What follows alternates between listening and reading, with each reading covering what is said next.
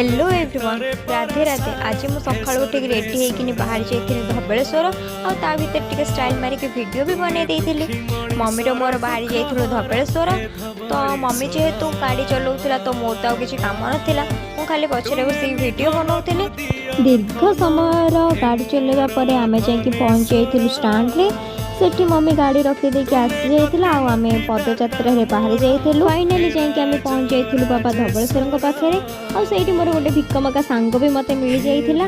ताकू बाय कहीदेकिनी मु अभिमुखे होती बाबा दर्शन। जेहेतु पंचुक चलती तो बाबा दर्शन पाइबाटा तो एत सहज नुहे।